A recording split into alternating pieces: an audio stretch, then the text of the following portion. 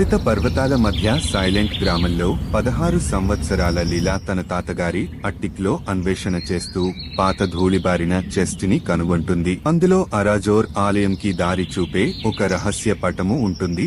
లీలా తన ప్రణాళికను అనుమానంగా ఉన్న ఆదరణ చూపిన మిత్రుడు మిలోకి తెలియజేస్తుంది. గ్రామం ఉదయపు కలకలంతో నిండి ఉంటుంది.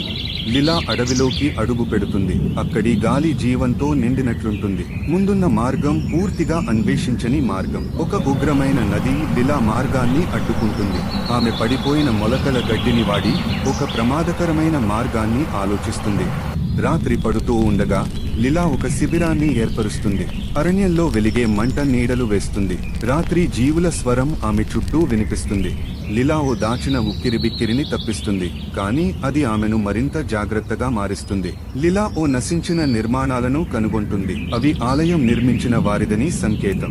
ఆమె వాటిని తన పుస్తకంలో చిత్రిస్తుంది. ఒక కోతి లీలా పటాన్ని అపహరిస్తుంది. ఆమెను వృక్షాల మధ్య ఉన్మాదంగా వెంబడింపజేస్తుంది. లీలా తన తెలివితో కోతిని మోసం చేసి పటాన్ని తిరిగి పొందుతుంది. తర్వాత వారి మధ్య అనుకోని స్నేహం ఏర్పడుతుంది.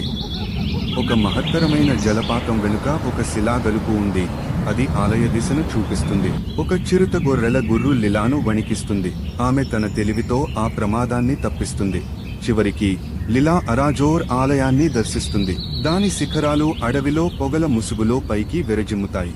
లీలా ఆలయ ప్రాంగణానికి చేరుకుంటుంది. అతిపెద్ద రాయి ద్వారాలు పురాతన శక్తిని వెలిబుచ్చుతున్నట్లుంటాయి.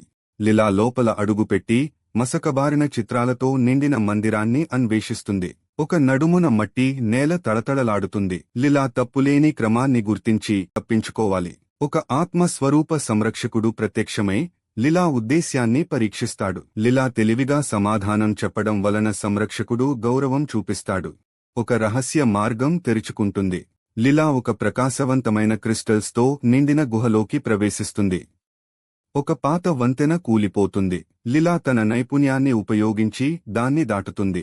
సంరక్షకుడు మళ్లీ ప్రత్యక్షమై ఆ ఆభరణం శక్తి గురించి హెచ్చరిస్తాడు. లీలా ఆలయ కేంద్రాన్ని చేరుతుంది.